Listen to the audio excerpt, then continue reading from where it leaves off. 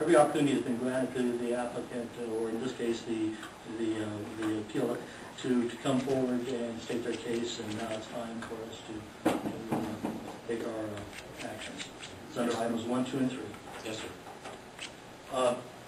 Excuse me, ladies and gentlemen. Again, Charles Withers, Deputy County Counsel. I would request, similar request as the first one, that in the request for action number 3, that the reference to Government Code Section 38773.5 be stricken, and that it be replaced with pursuant to County Ordinance 91302.02 and Government Code Sections 54988 and 25845, with the same representations that they are essentially the same as 38773.5, and that there's no prejudice that attaches. When you say the same, that's not saying anything to it. The initial code section 38773.5 addresses what kind of costs can be recovered by a governmental entity. That is administrative costs, costs of placing a lien, costs of actually abating a nuisance, that sort of thing. That code section applies to cities. The code sections that I've given you apply to counties. And it's almost identical. But they do, excuse me, all code sections address essentially the same thing. That is, what can be recovered, how can it be recovered? And that is, the instrument for recovery is placing of a lien. And then what types of costs can be recovered? Okay, abatement costs, administrative costs, that sort of thing. Does that make any sense? Okay. Let's see. And also, the county ordinance has a provision in there that this is under 91302.02 that allows for recovery of costs and expenses in any other manner permitted by law. And that would also be appropriate here to allow the substitution of these two code sections, the government code sections. But shouldn't this have been applied to the applicant? I mean, are we saying this now to them? There's no prejudice that attaches. If under the new code sections that I've asked for that be substituted in, if we're asking for something that's different, for an example, we're asking them to sign over the property to the county, and the prior code section says you can only place a lien, then I would say that prejudice attaches. That there's something wrong with due process. Here, the difference is one is for cities and one is for counties. A very, very fine point. But again, I would also submit that the county ordinance 91302.02 gives wide latitude to what can be sought, because it says under any provisions allowed by law. And that gives you the whole government code. And again, most importantly, there's no prejudice and there's no harm to the property owner. They have notice of what relief is being sought, regardless of the code section. Okay. This is a public meeting.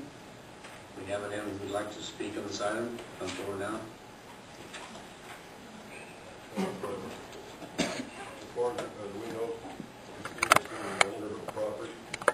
As far as county records, yes. If one doesn't record a deed, of course we don't know. But if one records a deed, then we have records. If we close the public portion of the hearing, do you have any questions or comments? I'll make a motion to make the appropriate findings as requested by staff and grant permission to the enforcement officer to abate these violations and with the appropriate corrections by county council. Do you have a second?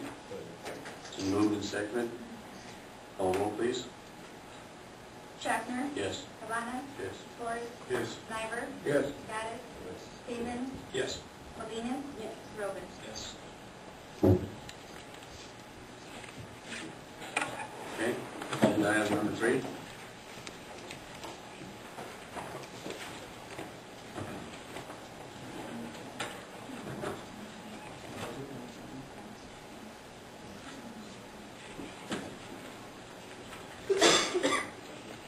Mr. Chairman, item number 3 is a lot merger number 00098 submitted by Janet and Sherman Starkenberg.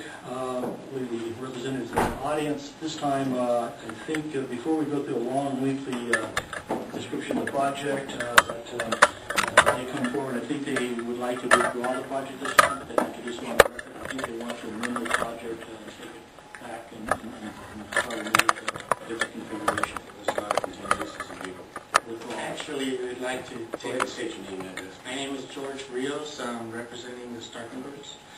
The address in question is 3011 Brent Court in Vista del Mar. Okay, so you're not going to ask for a continuance? Yes, we are going to go ahead and ask for a continuance. We're going to make some changes. Well, first of all, it continues to be only if the project does not change. If you're changing the project, so you're going to have to withdraw the project and start over again. It's adjacent to, it's probably just a matter of time, no different from the time of continuance. You'll be working with staff, same as you have. If you do want a continuance at this time, it's only to consider going back and making a decision as to whether to move forward or not. That could be considered. But if you're actually going to change the project, it's going to be resubmitted and start over, sir. Yes, what the plan is to add another lot to the two. So we're going to probably have to reconsider. Okay. And you're officially requesting to pull it? Yes. What about the fee, Darrell? You gotta pay the whole fee again? The staff will discuss the fee. The process is to get to where we're at isn't to pay a fee to just to come to see you. The fee is to pay for the process. So that's in consideration. But staff will do what they can do in considering that. Okay. I'm not sure if we need to, but since this is a public hearing, if there was anyone here who would like to speak on this item, do it now. Okay. Thank you.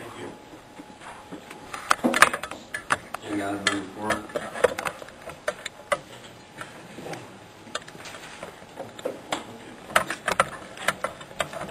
4. Chairman, item number 4 is lot merger number 00099 submitted by Ricardo